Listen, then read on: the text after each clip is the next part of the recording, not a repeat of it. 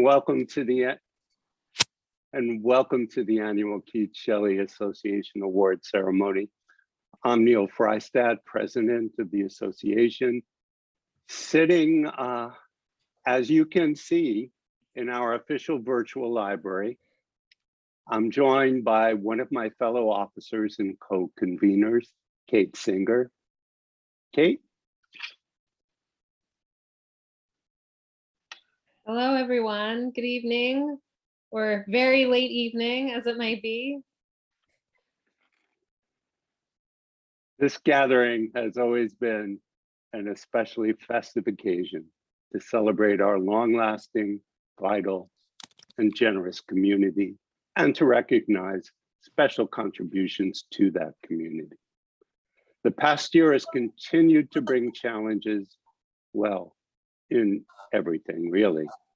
But for us now, the immediate challenge is in continuing to replace our customary face-to-face warmth with virtual connection. We believe that connection and warmth will be every bit as strong tonight as it was at last year's moving Zoom celebration of outstanding work on our field. And we've done our best to try to make it so. Towards that end, I'd like to begin with some public thanks to the hardworking members of our board of directors, many of whom are here, with a warm public welcome to new directors, Omar Miranda, Olivia Luxing-Moy, Emily Sun, Brian Rejak, and Lizette Lopez Switke Davis, to our splendid Keats-Shelley Journal editorial team, including editor Jonathan Mulrooney, with deep appreciation to outgoing review editors Yasmin Solomonescu and Andrew Burkett. To Andy Stauffer and the Byron Society for their long-standing collaboration on large events. To Steve Barrett, the head of our mentoring initiative, and the crew of volunteer mentors. To the many leaders and participants in our public programs and colloquia. To our nominations committee, Stuart Curran, Lindsay Eckert, Oren Wong, for reaching out to members for new directors. And most of all, to our diligent officers, Vice Presidents Deidre Lynch and Kate Singer, Treasurer Bob Hartley, and Secretary Olivia Luxing-Moy. Deidre and Kate are responsible for conceptualizing and organizing tonight's ceremony, for which great thanks is owed them. Finally, public thanks are also due to our terrific communications team, Director of Communication Anna Mercer, and Communication Fellows Mariam Wasif and Amy Wilkinson. I'll turn it over to Kate now to begin the celebration. Kate?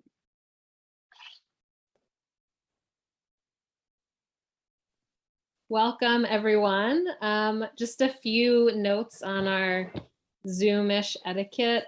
Please don't forget to mute yourself unless you're speaking. But I also want to encourage you all to use your emojis, your reactions, and use the chat. I think last year when we did this, people, especially the honorees, were really gratified to read the chat later. So messages can be distributed there. And also you'll notice we're recording. So people who weren't able to attend, especially those of us who may have already gone to sleep, will be able to enjoy the celebration asynchronously.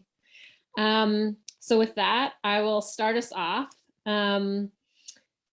So this year, Deidre and I decided to spice it up just a little bit and to bookend the celebration with our 2 Distinguished Scholar Awards, in part to give our GMT winner a little bit of relief since it's very late there. So we're going to begin by honoring Nikki Watson, one of our 2 distinguished scholars this year. And it's been a newfound tradition to create a video slideshow for each award, Distinguished Scholar Award winner.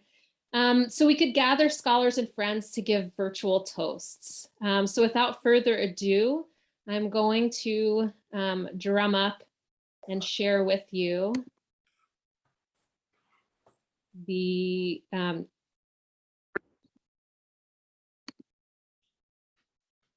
slideshow for Nikki.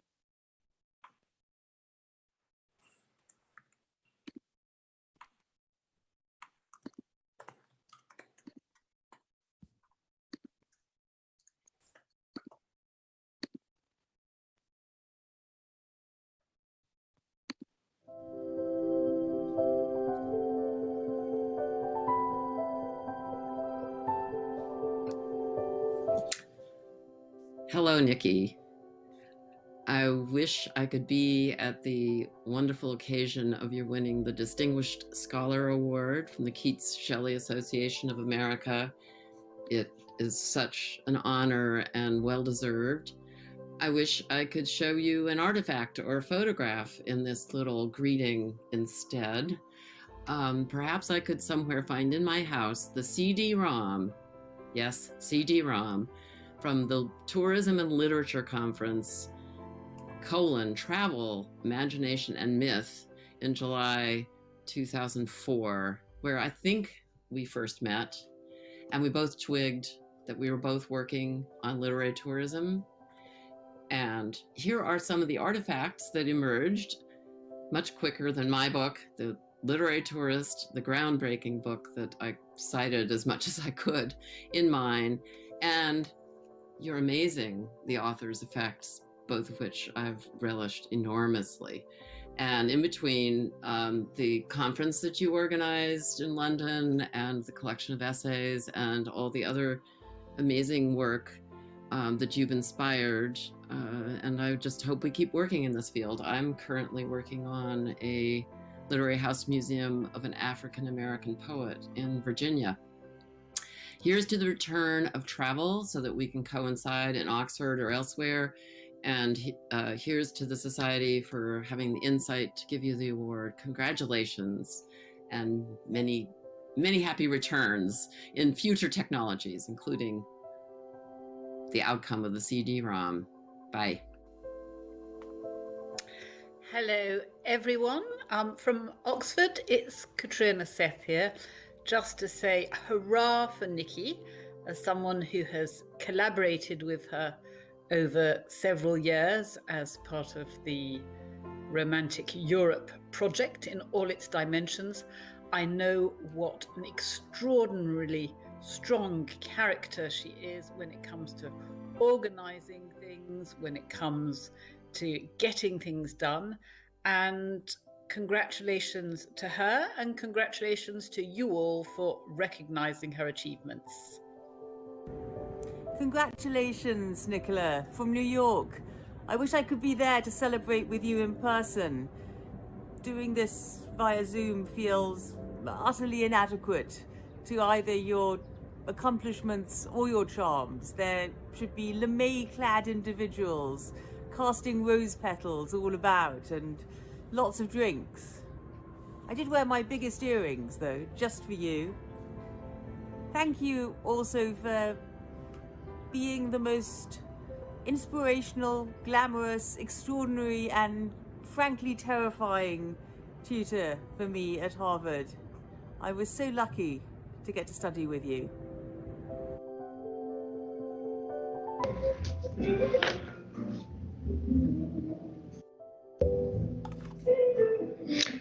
Hi, Nikki. This is me. This message should have been recorded in Paris, where I was a week ago. I thought it would be absolutely appropriate, given what's behind us, dreaming romantic Europe, which is what brought us together. Unfortunately, the weather in Paris was appalling.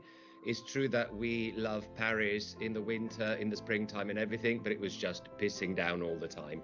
So I thought, well, let's wait for when I'm in the dry at home, and let's send Nikki a very, very special message. I still remember when I think it was at the Bars conference in Cardiff a few years ago, you approached a group of us and you said, we need to do something European. And lo and behold, here behind us is one of the fruits of that initial conversation and what came out of it. So really, when I was told that you were going to be a recipient of the Distinguished Scholar Award, I thought, well, who else? Who better than Nikki? So here's to your ability to bring people together, to your vision, to your commitment, and here's also to all our various meetings that we've had over the last few years around Europe, Oxford, Paris, Ravenna, Rome, of course, the very, very first one. Congratulations, dear friend. It's a real pleasure to be able to send you these greetings and warmest, warmest wishes. All the best, Nikki.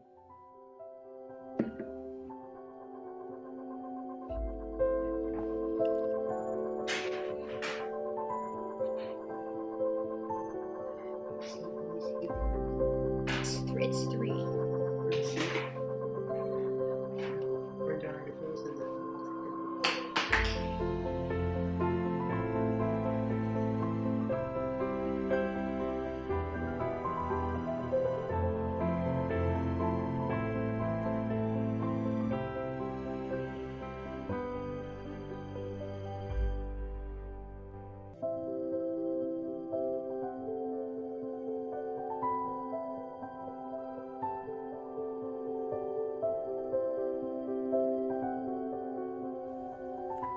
Hello, Nikki. Deidre here.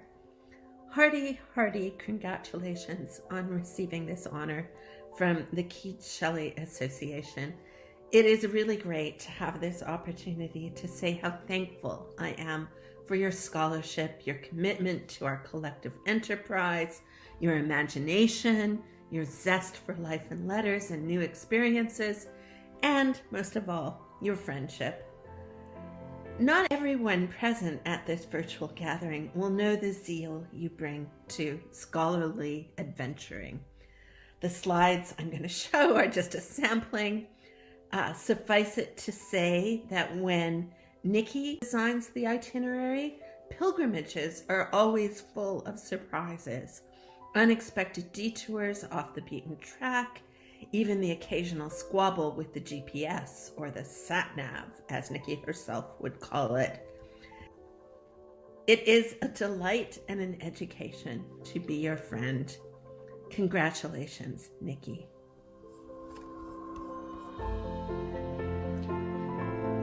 Hello, Paul Westover here from BYU. My professional debts to Nikki Watson are immense. She's been a friend for some 15 years now, but even if I had never met her, I would be grateful for her work. Every once in a while, a scholarly book comes out that defines a field almost in itself.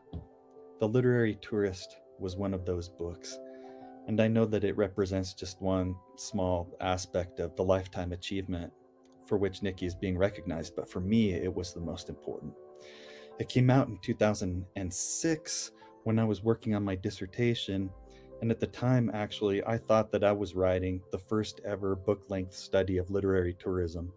So I was devastated when the book came out, but that was before I had a chance to reflect. I soon realized that something great was happening. A field was taking shape. There might actually be an audience out there for my project, and also there was this scholar from whom I could learn. A few months later, Nikki invited me to attend a conference she was organizing in London on literary tourism. I was so grateful to be included at that stage in my career. And then to top it all off, she asked me to contribute my essay to this infamously pink volume that she was pitching to Palgrave at the time. That early publication helped me on the job market. I think it probably helped pave the way for my monograph, which came out with Palgrave a few years later. So in short, the shape of my early career would be completely different without Nikki Watson's generosity and her mentorship. And I imagine there are many other scholars out there who have similar debts. I just want to say congrats, Nikki, on this well-deserved recognition. I'm grateful to be able to be part of this celebration in a small way. My best to everybody. Hello, Nikki. Denmark calling. I find a suitably wintry and romantic background. Just a quick line to wish you all the very best and congratulations on the prize. Thoroughly deserved. Hope to see you both in this part of the world again as soon as it's possible. Take care now. All best. Kane. Nikki Watson, you're a scholar, a distinguished scholar, recognized by the Keats-Shelley Association. And though the only word that rhymes is dollar, your lifelong work showed dedication. You made the writer's house into an ocean. An era changed the lakes for the ocean. I hereby salute you for keeping the poets alive and for helping make romanticism thrive. Congratulations, Nikki. Nikki Watson.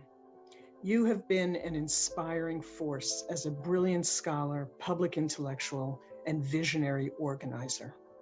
But I, Sonia, am grateful to you personally as well as professionally for your many talents as an expert trip planner and tour guide, as an extraordinary storyteller, and as a skillful forager, especially of mushrooms.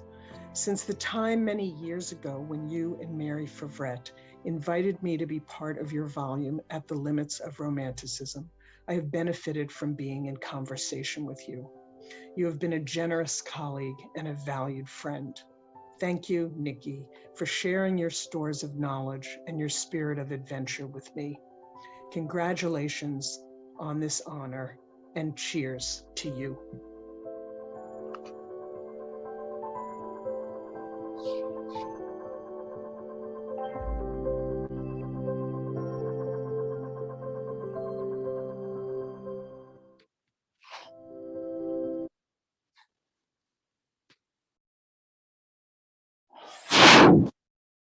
Thank you all for those toasts. And now I will officially turn it over to Mary Fabre, who will give Nikki an encomium. Thanks, Kate. This is a huge honor for me, and I'm just so delighted to be here to celebrate Nikki. I'm sorry, Nikki, we can't be in the same place, but I look forward to the time when we can.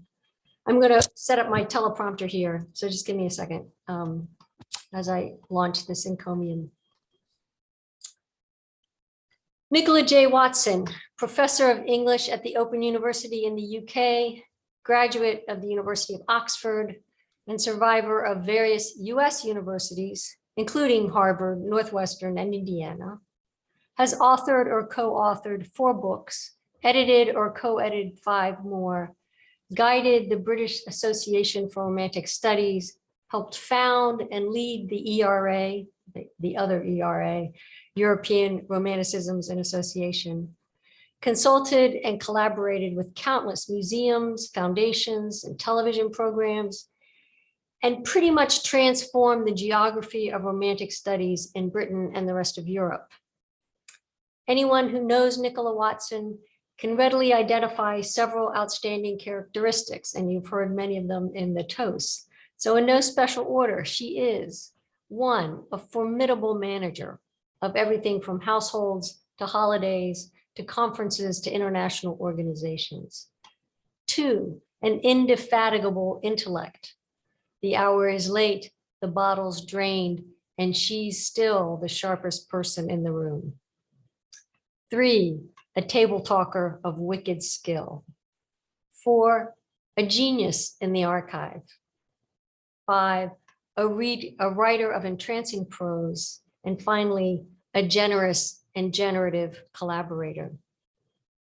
Those who know her well will add that she cooks as if she could be paid for it, gardens as if her life depended on it, and strides the hills, lanes, and cliffs of her homeland as if she were a lake poet. And she can sing magnificently. So to this list, I want to add one more item, because I believe I know Nikki fairly well. She is, and modesty may move her to deny this, but she is truly a sorceress. This no-nonsense manner and crisp pragmatism that she conveys do not gainsay the fact that she dabbles in magic, in hidden and obscure desires, in mysteries and obsessions. She traffics in talismans and spends her days, nights, weeks, months visiting haunted and hallowed ground. No question, she conjures ghosts. We saw one. And how is it, you might ask, that we see her at one moment in Grasmere, another Oslo, and before you can turn around, Rome, Singapore, or Westminster Abbey? It's not simply picaresque or sentimental journey. It's supernatural. If there is a necromanticism, to borrow Paul Westover's phrase, then Nicola Watson is its high priestess. Just because she's supremely organized doesn't mean she isn't practicing dark arts. And I'm only half joking here. Throughout her scholarly career, Nicola Watson has been tugging at, working to unravel a pious version of Romanticism, where high-minded men and women, rich in high-minded ideas, bestow upon their readers something called literature, a golden inheritance that will provide for a better life.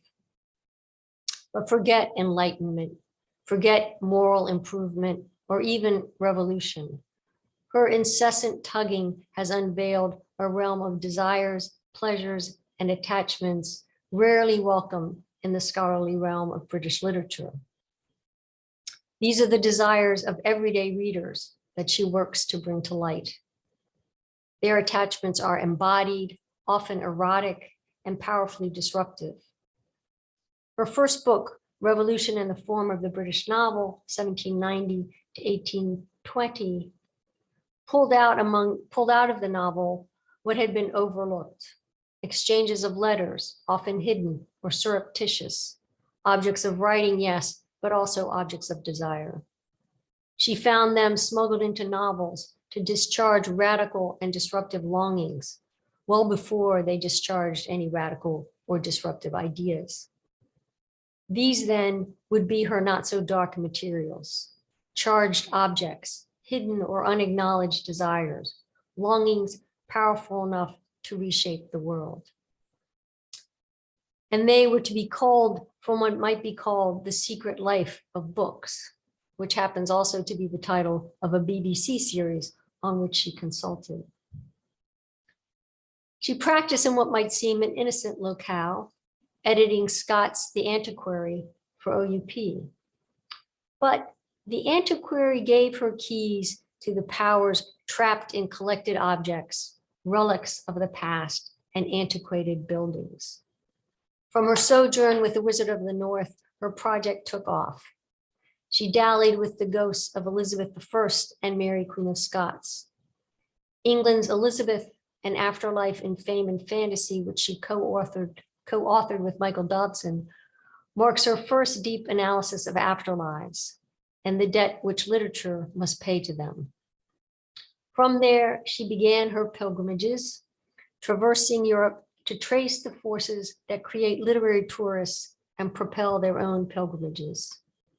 Nicola Watson took these desires quite seriously and made them significant for scholars.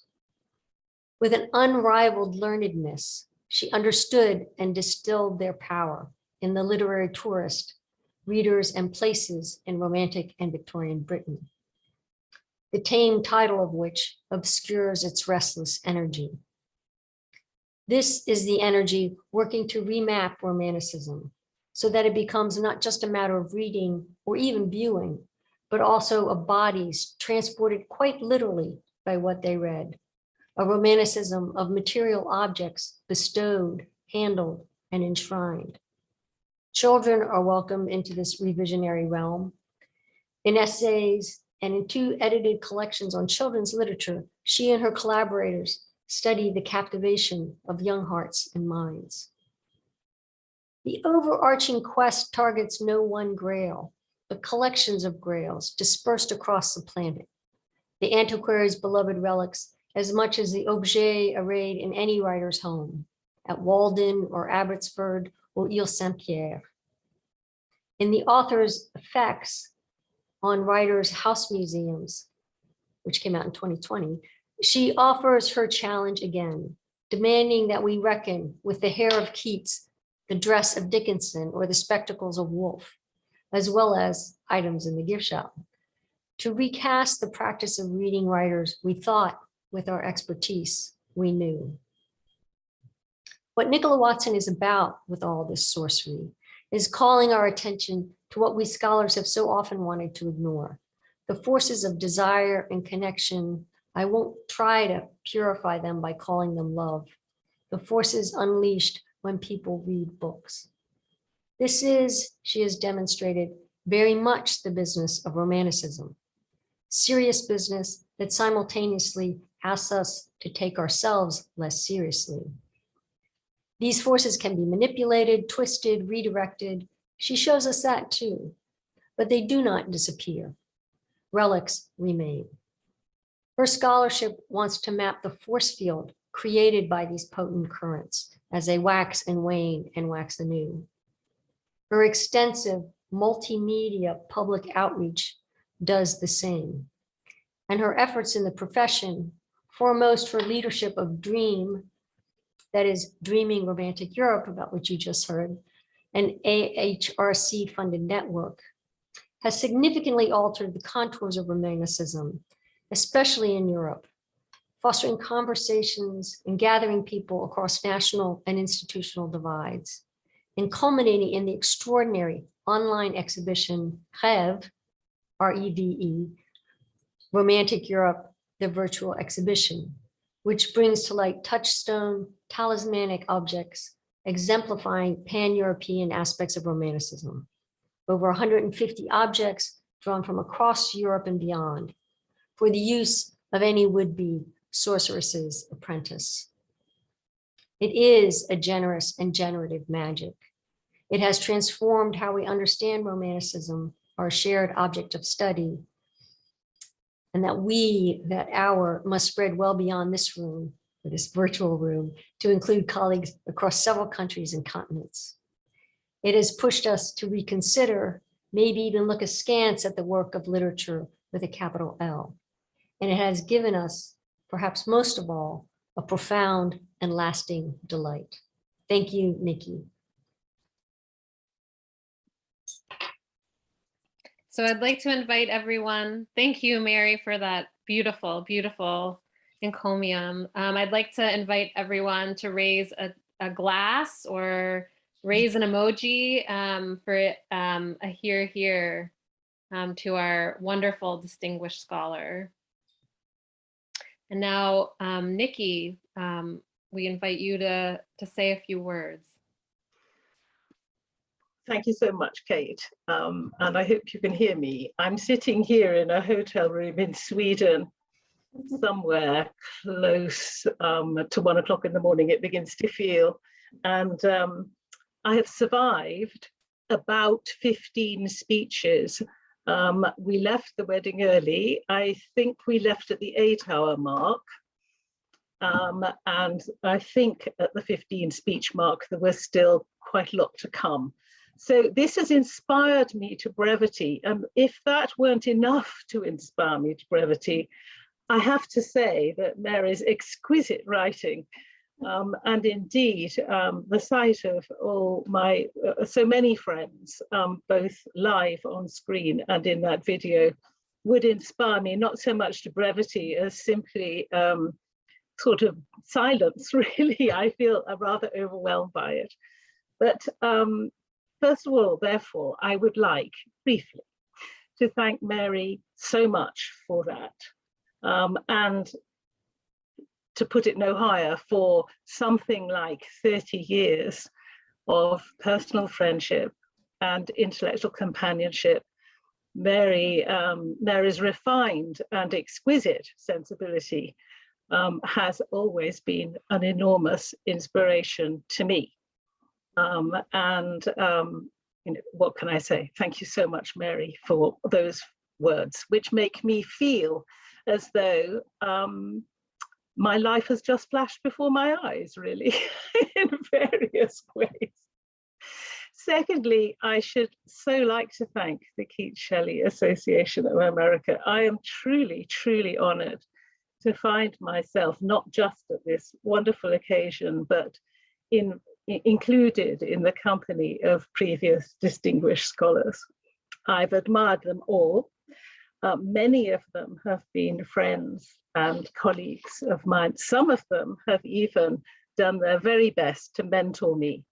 I'm not certain that I'm a very easy person to mentor, but when I think about it, I so wish that Stuart Sperry or Marilyn Gall, just to name two, could be here today, because I owe them, and I owe many of the people whom I can see on my screen and the remaining two screens that I can't see, a very great deal. After all, writing books is absolutely no use unless there's somebody to read them and be interested in it. So these people who are on the screen, yes, you are the people that one talks about, some of the things that are most important to me and to you in the world, really. I'm so sad, therefore, not to be sitting down to dinner with you at Washington. I had planned such a wild party. It would have been a wild night. But when I thought about it a bit, I thought, well, I've spent my life in a great deal of virtual conversation, both on paper and indeed on screen. And in fact, I've spent a very great part of my life being a time traveler in virtual romantic times and spaces. Like you, 200 years old, as it were, I have admired Cooper's cucumbers, caught Walter Scott climbing out of his bedroom window at Dove Cottage in search of a decent hotel breakfast, peeped in on Jane Austen writing at her small table, walked up Easdale with the with Wordsworth. That would have been surprising. Dined at Joseph Johnson's with Godwin and Wollstonecraft, swum with Byron at Lerici, and looked out over the Spanish steps with Joseph Seven. So perhaps coinciding with you all virtually is not quite so inappropriate after all, even though I still would like to have had a drink and made some, seen my old friends, made new friends perhaps. Less whimsically, looking back and listening to what people have had to say, I realized that most of my work to date, perhaps all of it, can be summed up as being about the precarious sentimental mechanisms by which the present tries to connect at once to the past and through it to the fickle future. Mechanisms from sentimental letters through to the objects collected in literary museums. And this connection to the past through in the service of the present and in service of the future, I take to be part of the proper project of the humanities. And part, that is, of the project of exploring what it has been, what it is, and what it will be to be human. We romanticists, whether we're invested in or skeptical, as I am, of the visionary, are still critical to the making of that properly human future. And it's quite a task. So I want to raise a virtual glass to you, my fellow romanticists, and my fellow unacknowledged legislators, to the future health of the Keats-Shelley Association of America. And thank you all so much. To your health.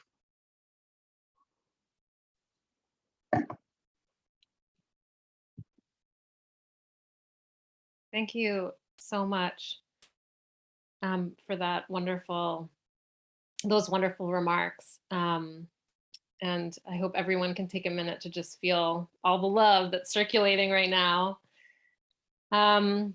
So we're going to change gears, shift the tempo a little bit, and I'm going to hand things over to my colleague and fellow director, Olivia Moy, who will present the two Forsheimer Award winners. And I want to give a giant thanks to Olivia, who in her first few months on the Keats-Shelley Association board stepped in when Grant Scott, who had been convening and organizing the Pforzheimer Awards, had to attend to some other things, and Olivia stepped in and took the reins on this project and really kind of broadened and opened up the awards, I think, for the next generation of scholars. So without further ado, Olivia, please talk to us about the award winners. Thanks, Kate. Yes, it's my great honor really to announce the winners of the 2021 Carl H. Pforzheimer Jr. Prize, which provides funding for research expenses related to scholarship in Romantic era literature and culture. The prize supports research that expands traditional definitions of the field and its futures, including projects engaging race, empire, gender, class, and global romanticisms, approached through diverse methodological and theoretical frameworks. The awards honor Carl H. Pforzheimer Jr., passed away in 1996, past president, vigorous advocate, and generous benefactor to the Keats-Shelley Association. Since 2000, when the awards began, past winners have used their awards to fund research travel, to work with archives in Ghana, Jamaica, Spain, and the UK. Our first winner is Valentina Aparicio of Queen Mary University of London for her project, Women Meeting Women, Scottish Travelers in Latin America, 1780 to 1880.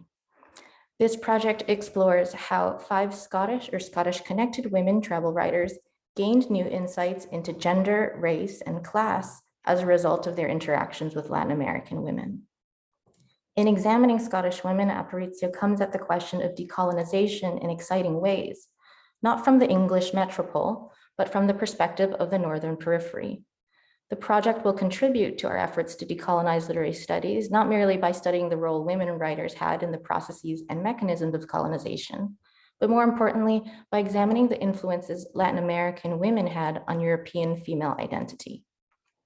With the Pforzheimer grant, Valentina will be able to study the influence of, and this is so interesting, Brazilian Empress Maria Leopoldina on Mariah Graham using letters held in the National Library of Brazil in Rio de Janeiro. So I think she is here with us today, and hopefully the Zoom camera can focus on her. Congratulations. Yeah, hi, I'm here. Yeah, thank you so much. I am really, really grateful for this. This is a very prestigious award. So thank you for the support. I wouldn't be able to go if it wasn't for it. So thanks. Wonderful. Thank you. And our second winner is Elisa Cozzi of Queen's College, Oxford, for her project, Italy and the Irish Romantics, Networks, Nations, and Literary Encounters, 1798 to 1848. This project explores how Irish writers in exile in Italy developed a national self-consciousness and preoccupation with freedom through their engagement with Italian literature and culture. Cozzi's study of post-Union Ireland and pre-unification Italy produces a picture of national identity influenced from without and within. Beyond political pressures, she reveals a nationhood deeply influenced by author networks outside what we think of as the traditional literary canon. The project is particularly revelatory in terms of its tracing of literary connections in Ireland after the Acts of Union, a crucial moment in Irish literature's engagement with national identity.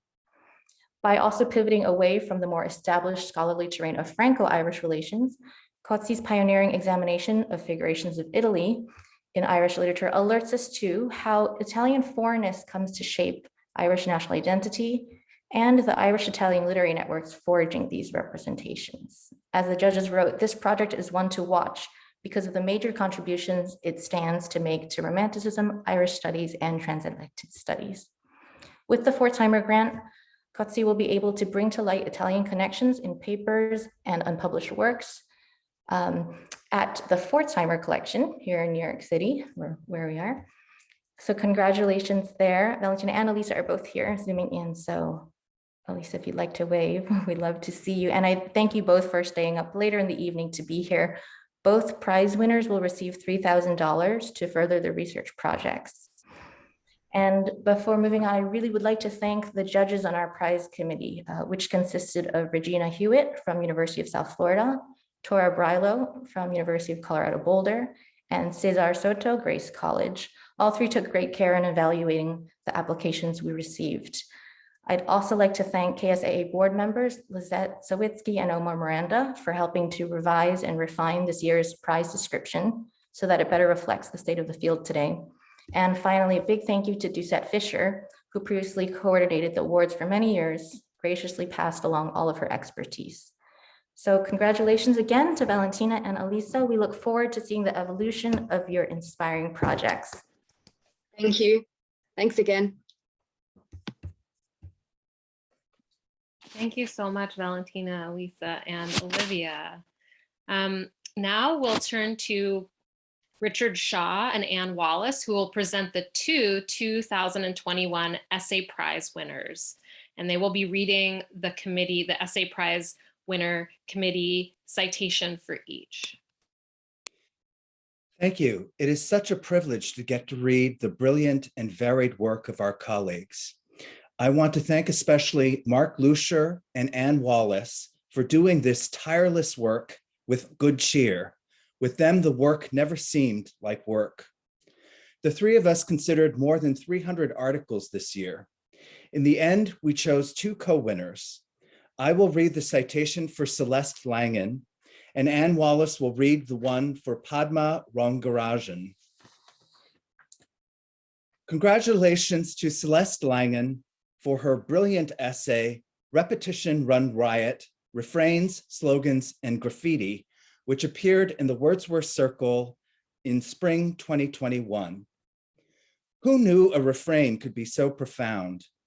In Celeste Langen's capacious hands, double entry bookkeeping cannot keep up with the ways in which the phrasal repetitions surrounding the Peterloo massacre shades into history, and lyric becomes event as forms of possibility gather in the gaps between speech and act to alter our sense of the present and its burdens.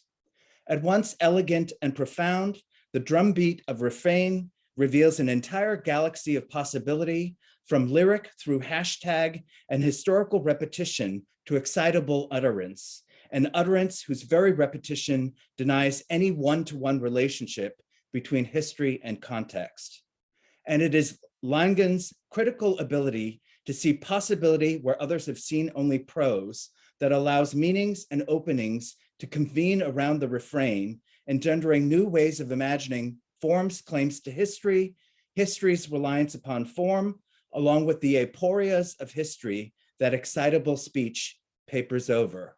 So congratulations to Celeste for this remarkable and brilliant essay. I'll now turn things over to Ann Wallace. Thank you, Richard. I want to thank the Keats-Shelley Association for the terrific opportunity to work together with Richard and with Mark. As Richard said, this was just a wonderful experience, both working with them and having the opportunity to read so many wonderful essays written in the fields of Romanticism over the last year. It is my great pleasure, a real delight to be able to present the prize citation for Padma Rangarajan's With a Knife at One's Throat, Irish Terrorism in the O'Briens and the O'Flahertys, which appeared in the December 2020 issue of 19th Century Literature.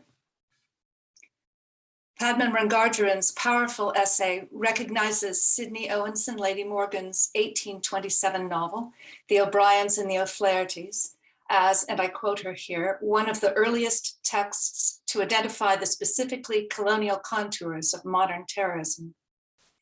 In Rangarajan's reading, Morgan's novel does not retreat to the generic safe haven of Gothicism in order to critique the regime, but instead inverts that expectation, explicitly diagnosing colonial dispossession as the source of Gothic traumas imprinted on land, community, body, and narrative. In an argument that gains force as it continues, sustained by vigorous prose, Rangarajan unfolds the novel's historically specific mapping of what she terms symbiotic terrorism a culture of reciprocal violence, in which the terror perpetrated by the state's repressive apparatus produces and continually renews the anti-state terrorism of rebellion and revolution.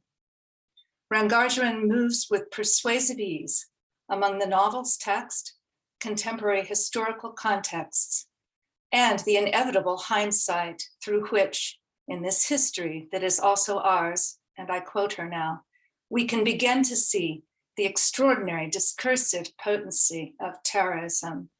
Thank you for this essay, Professor Rangajaran, and many congratulations.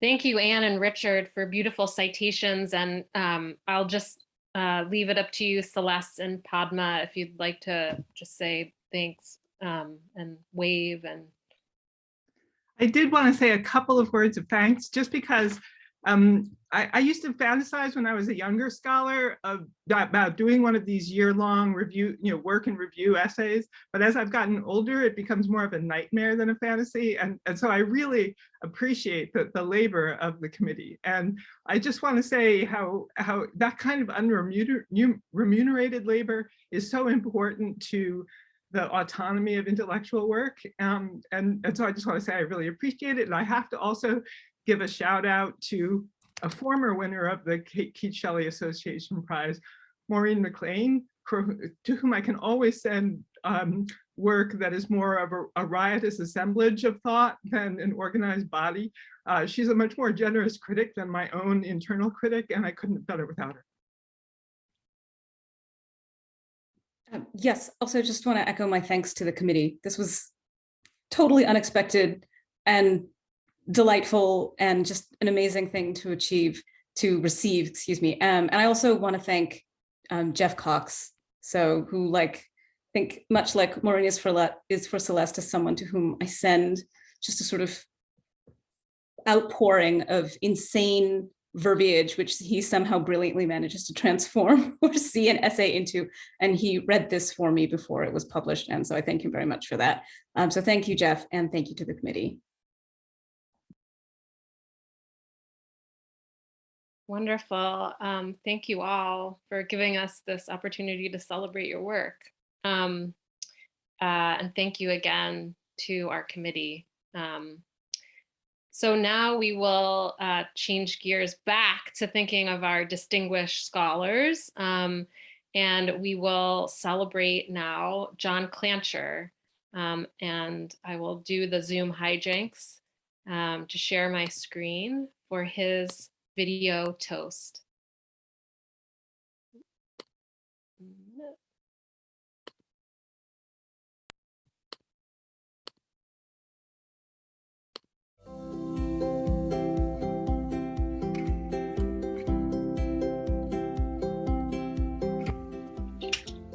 I'm delighted to see you receive this award, John, and send you my warmest congratulations. By any measure, yours is a remarkable body of work, both in breaking new ground in romantic studies and in adding new dimension to the whole question of how we go about understanding the formation of literary and intellectual structures in the 19th century across a broad range of fields. When I first met you back in graduate school in one of Paul Scheitz's seminars, I remember thinking to myself, now this is a special mind, you better pay attention. And it's to my enduring benefit that I did. The making of English reading audiences has been central to my own thinking about literary authority, and I keep returning to it again and again, learning something new each time I do. It's truly a work that has opened up avenues of thought and analysis for the rest of us, and it epitomizes the generative power of the reconfiguration of literary cultural history you've been effecting over the course of your career. For this, and for the sheer pleasure of reading your work, who else would think of wild bibliography? Much thanks. Hi, John. Congratulations. And I just wanted to say you're an amazing mentor, and I'm so grateful for everything that you've done for me and for your friendship. So cheers and have a great night. And I wish we were all there to celebrate you in person. Take care.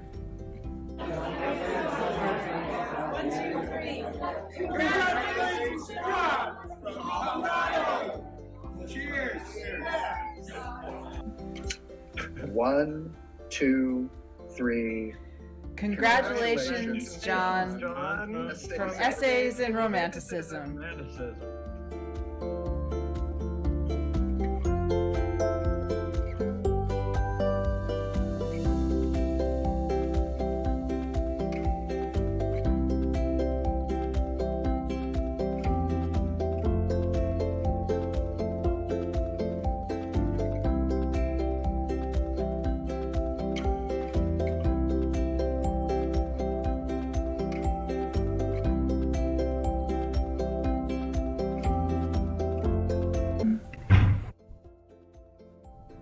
Hi, John. Try as I might, and it's been 4 days now, I can't get it right. It being a tribute appropriate to the occasion, and at the same time, synced to my sense of you. The trouble is, you're too dear to me for the standard moves.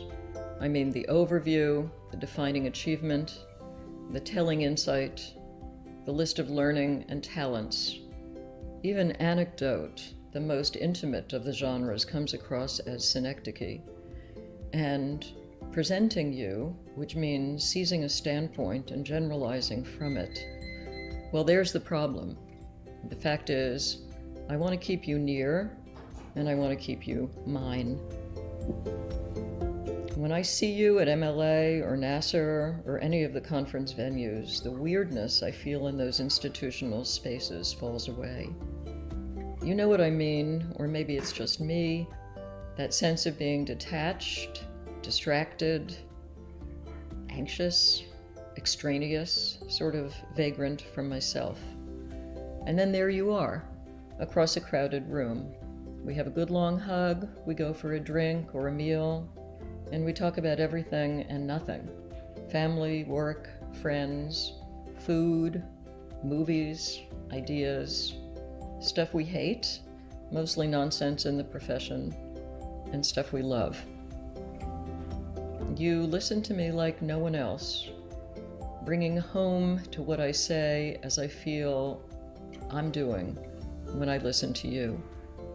And it's grand, it sets me straight again. I'm companioned in the ways that matter. I remember why I chose this line of work, namely because it's not a line of work.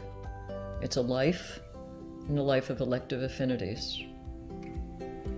You see the irony or the self-contradiction, the performative contradiction in my words. I'm pretty sure that everyone listening to my selfish little anti-generic tribute to you feels exactly as I do.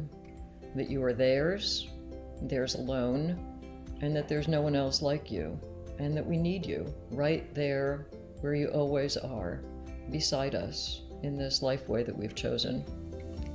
Congratulations, old friend. You really are the best. Marjorie.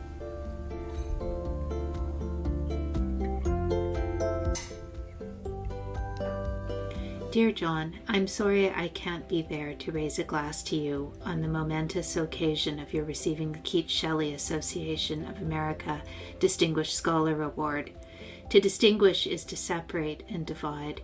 You have spent a career exploring how audiences, like classes, are discriminated and made, and how canons and institutions distinguish themselves and are formed. You have been also the first to identify, explore, and permanently illuminate invaluable resources that no one else had done the work to explain, contextualize, and read. How appropriate, then, that you should be awarded this distinction. I am so grateful to you, as your student and your colleague, for all the ways you have taught me and the profession as a whole to see and to know. Congratulations. Hi, John. Hello from the Huntington Library, which is a great mecca of Keats, Shelley, research, has been over many years.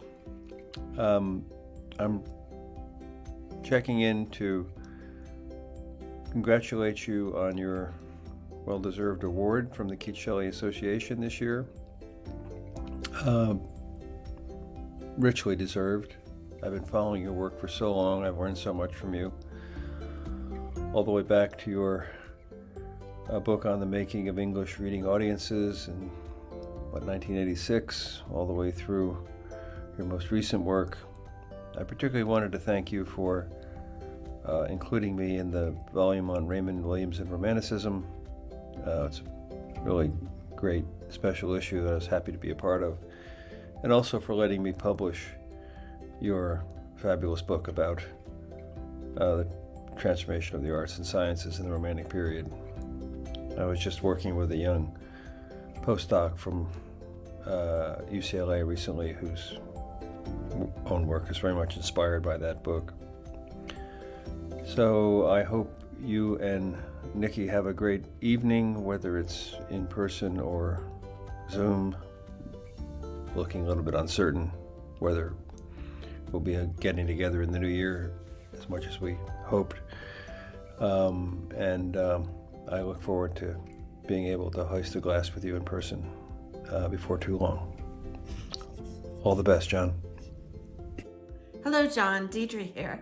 I am so happy that the Keats-Shelley Association is honoring you with its Distinguished Scholar Award, because it gives me a chance to thank you for all that your writing has done for me and meant to me. Your early work on print history showed me that it was possible to write a history of the making of English reading audiences, a history that would both honor and correct social historians' narratives about class formation. I've been carting a photocopy of the entirety of your first book around with me for years, from graduate school to job to job to job to job. It's a little dog-eared now. Your first book made it possible for me years later to write my first book. Your more recent work on knowledge and cultural institutions in the Romantic Age taught me about wild bibliography. Wild bibliography, who'd have thunk it? I've taken up that concept and have been running with it ever since. I'm also really grateful to you, John, because watching you at conferences, at lectures, at post-conference dinners has been such a fine education in how to be in the profession, how to be a good person, mentor, and colleague, as well as a smart scholar. I'm still learning in that department too, but I'll never stop trying to emulate you or cease being grateful to you for that example. Congratulations, John. Here's to you. Hi, John. John Mee here from York. I just want to congratulate you on your well-deserved award from the K-SAA and toast someone who's had a really serious and long-lasting influence in my career. Well done, mate, and I hope to see you soon when all this pandemic's done with. Bye. Hi, John. It's Paul here in Ottawa. Congratulations on this wonderful award and recognition. It's been too long since we've seen each other in person, but I'm looking forward to getting together and raising a glass to celebrate this. Take care of yourself. I hope you're doing well. 1, 2, 3. Congratulations, John. That was terrible. Should we try again? Do we have to go slow? I think we went too slow.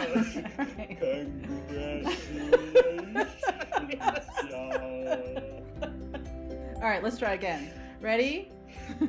1, 2, 3. Congratulations, John. Oh, we can toast him. That's a good idea. I have this lovely Diet Red Bull because it's the middle of the afternoon. We got a champagne of beers. Oh, yes. Coffee All mug. right, let's try again. 1, 2, 3. Congratulations, John.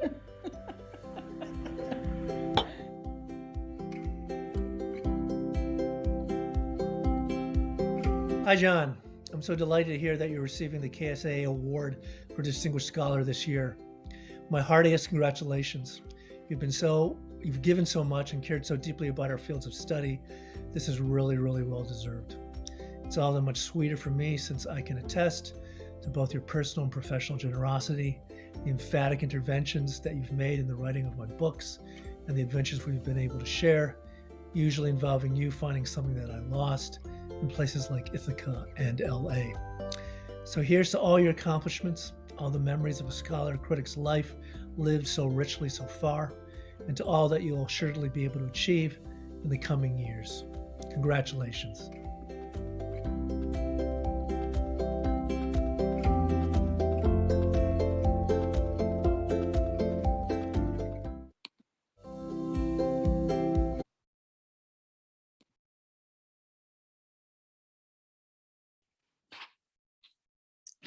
Now I'd like to invite Jonathan Sachs to give our encomium.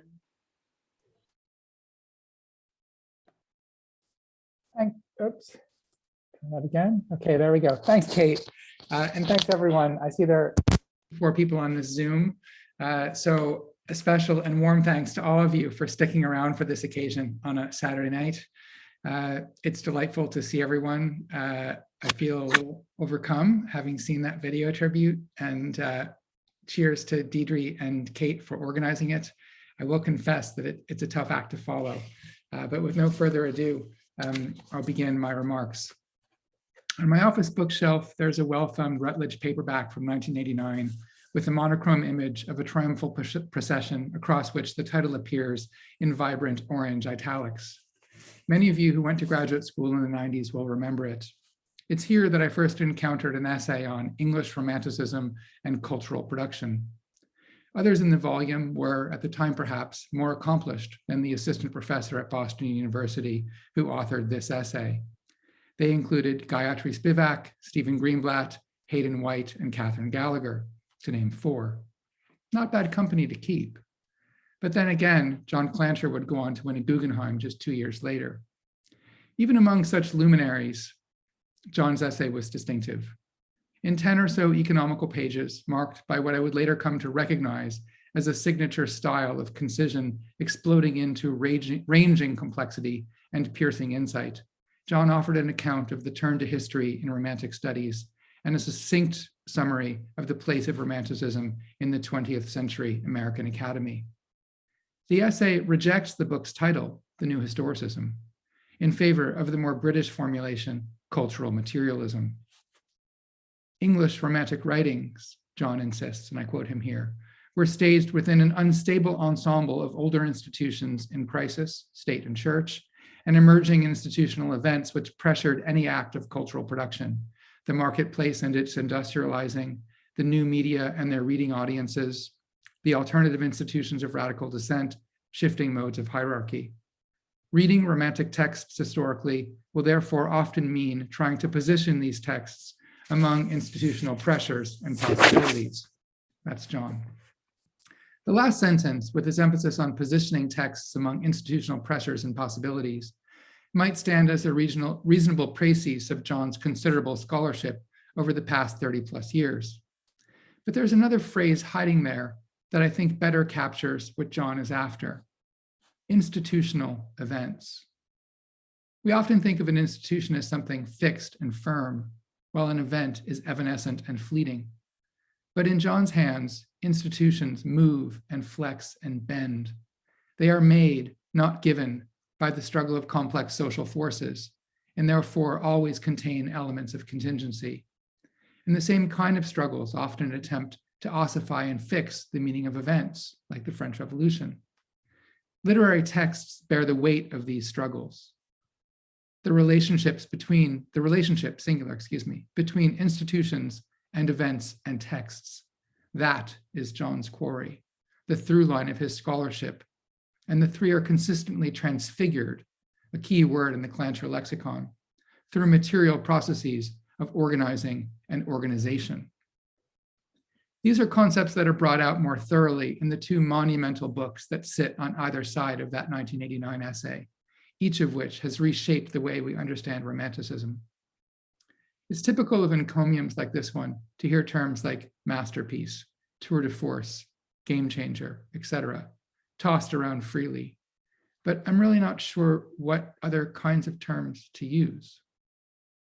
The Making of English Reading Audiences, 1987, took a deep dive, the deepest of dives, into Romantic periodicals to make a groundbreaking argument about the place of literary texts in the formation of class, about the emergence of industrial society and the reformation of social order, about public opinion, and ultimately about the power of reading to shape these changes.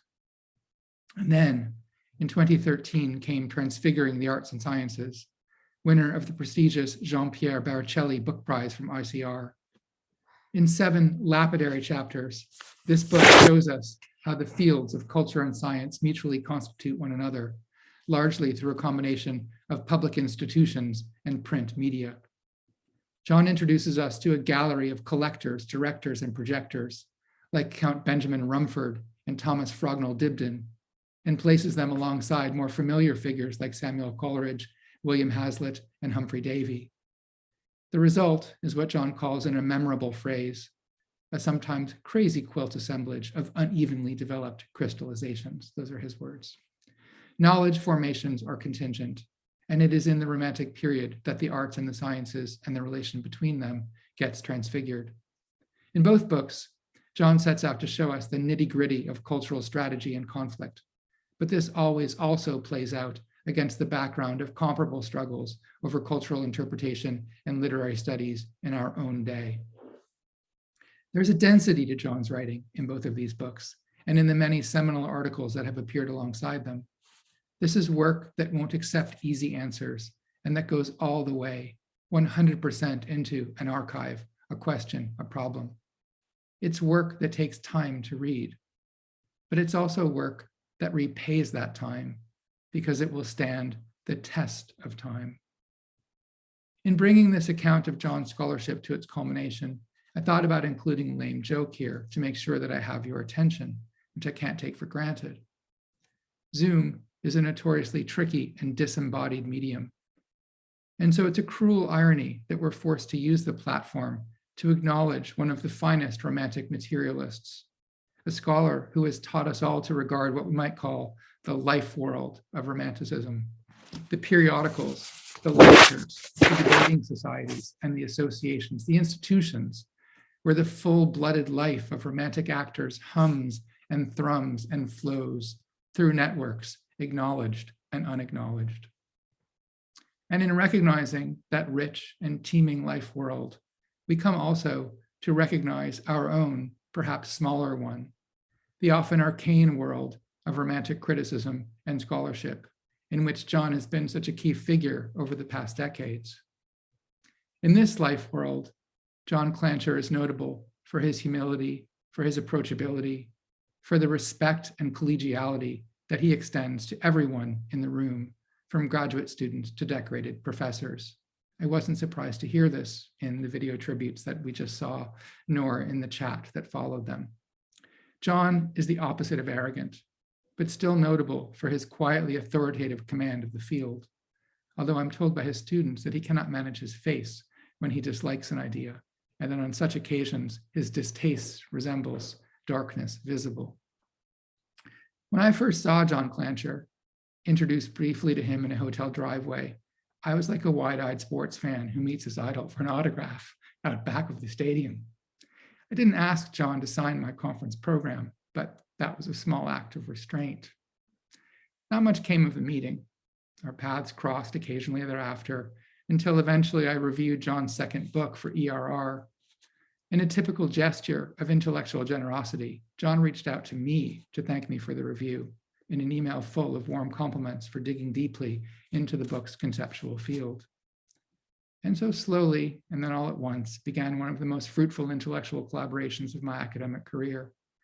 Scholarship can be a lonely pursuit. And there was a time there where John was the person with whom I was in the most frequent contact apart from my spouse. And it was, I might add, a close second. In our exchanges and collaborations over the past 6 or 7 years, John's willingness to give of his time, his intellectual energy, his masterful command of the field has transfigured my thinking about Romanticism, sure, but more about what it means to be a scholar and a mentor. It's a powerful model, not lost on his students, including Tora Brilo and Miranda Burgess, who similarly note the example that John sets and his big-hearted giving of time and support. John takes ideas seriously, we all do, but John also takes other people seriously, and the conveyance of that respect pushes his interlocutors, his students, and his collaborators to think their best thoughts. I'll give Miranda the last word here. She recalls the thrill of being in John's classroom, its lasting impact on her own scholarship, and also John's politically and ethically informed take on history and the range of historicist romanticisms, before concluding that romanticists, I quote Miranda here, romanticists needed that take then, and we still do. I couldn't agree more. And so please congratulate me, please join me in congratulating John Clancher as we welcome him into the ranks of the Keats-Shelley Association's distinguished scholars. Here's to you, John. We'll switch from whiskey to champagne. Cheers. And thank you very much also for asking me to do this. I think I didn't thank you at the beginning of my remarks, but I can't extend further appreciation. Cheers. Thank you so much, Jonathan. John, any remarks you want to share with us?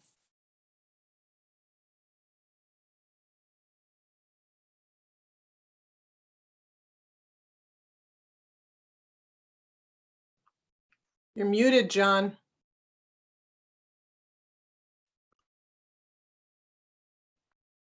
Oh, thanks, Sonia. Great to see you.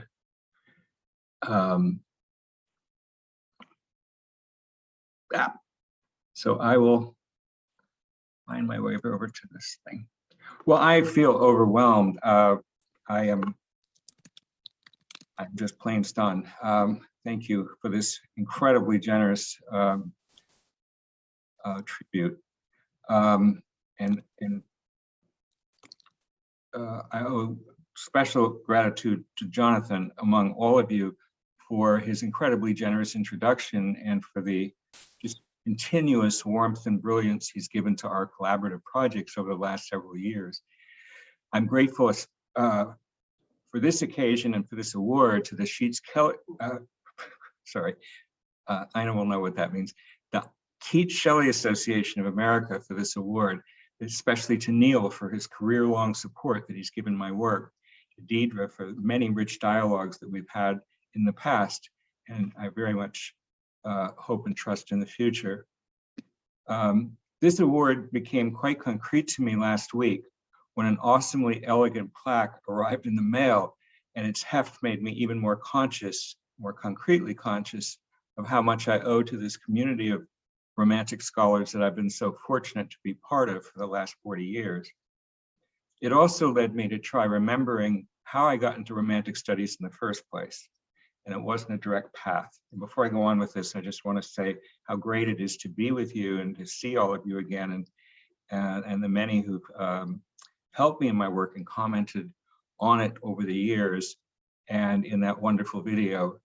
So I'm brimming with cheer and good feeling here as I do this.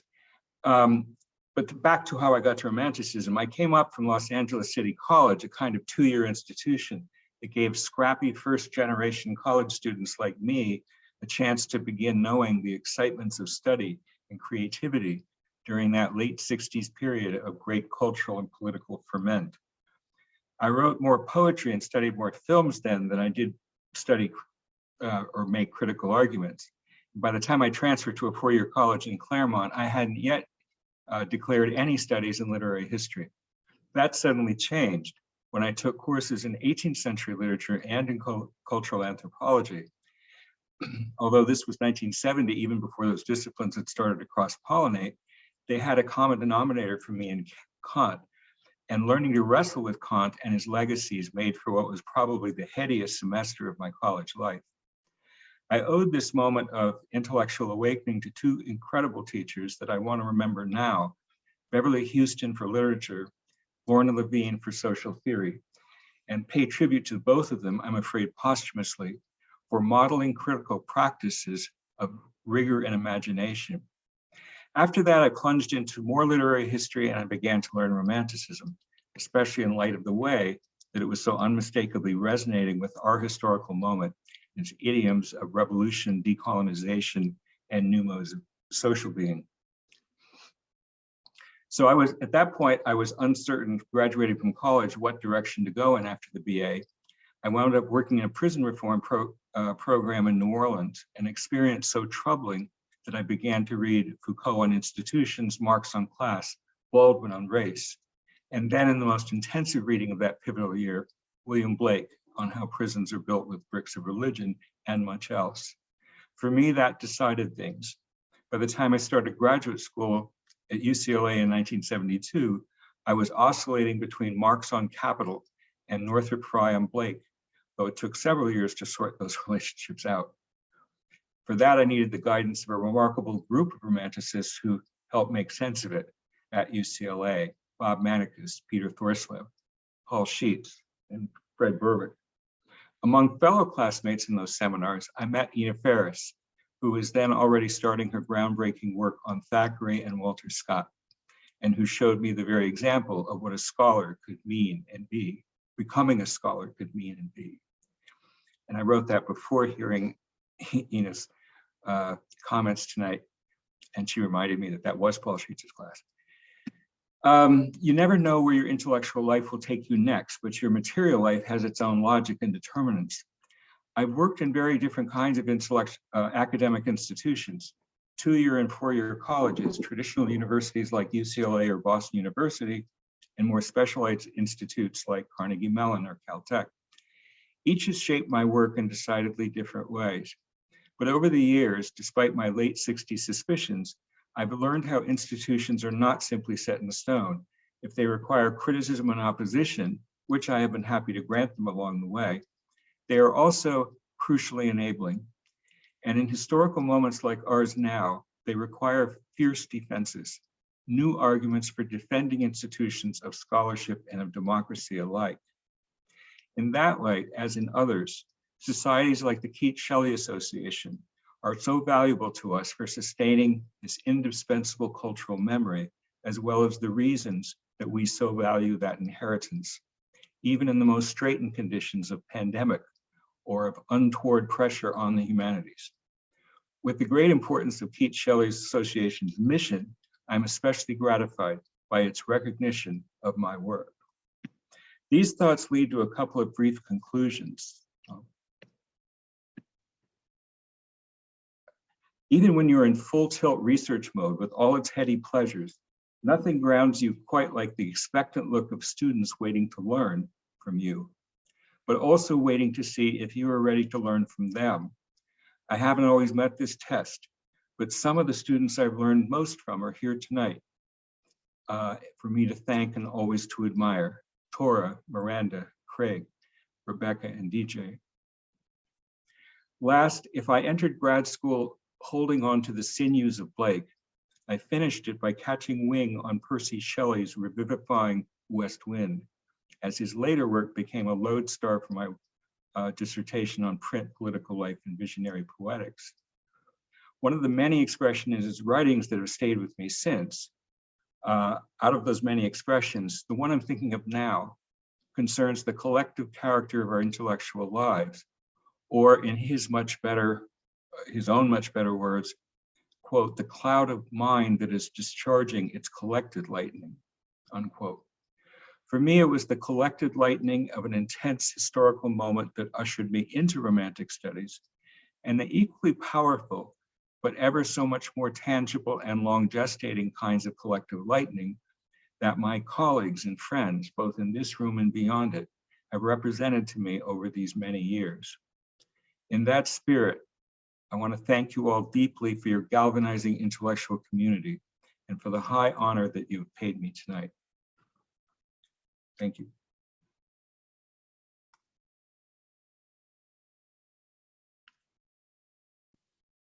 Thank you so much, John. And let's raise one more toast to all of our winners tonight, but also to each other for being here virtually, despite all the things. Cheers. And now I will pass the baton, or kind of throw it virtually back to Neil for some ending remarks.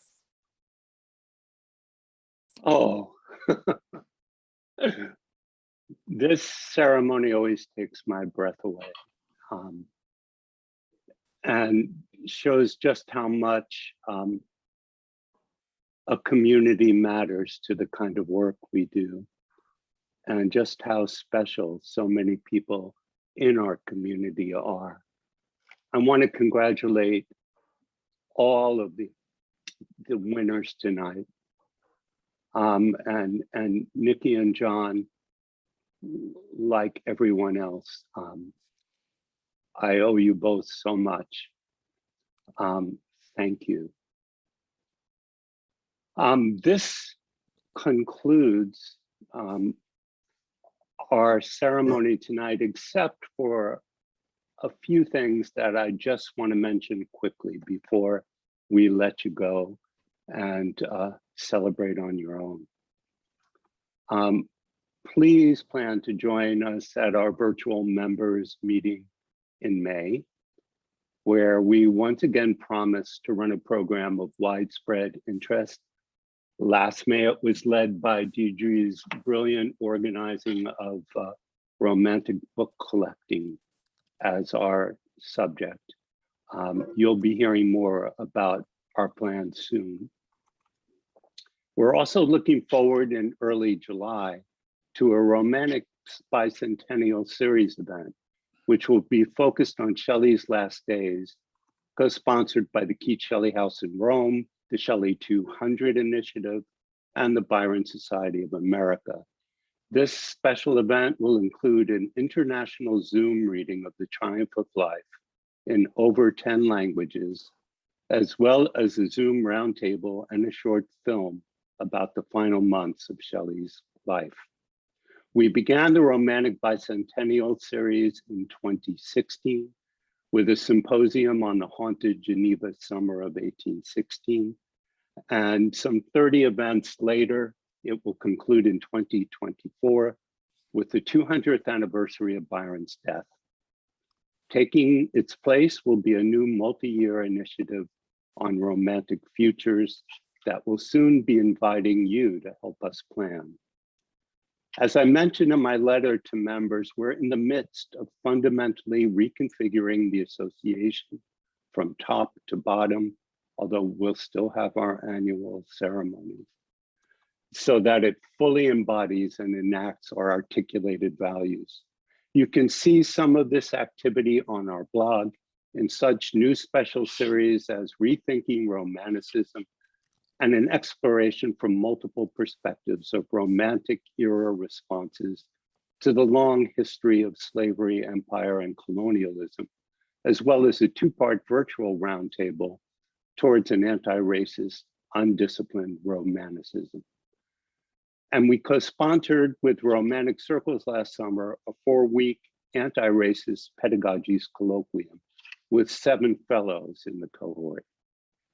Look for our new website to be launched this winter, along with a number of ways for you as members to engage with our programs and to help shape our work. Speaking of members, all of our activity depends upon the strong support of you. If you have not yet become a member or renewed your membership, please do so now. Kate is posting in the chat section a link for joining us. Next year, finally, we hope at long last to raise a glass in celebration of our prize winners when we gather face to face at MLA. Meanwhile, we welcome your distinguished scholar nominations for future consideration. Thanks again to our presenters and honorees and award committees, and to Deidre and Kate for making it all possible. Good night and Happy New Year to you all.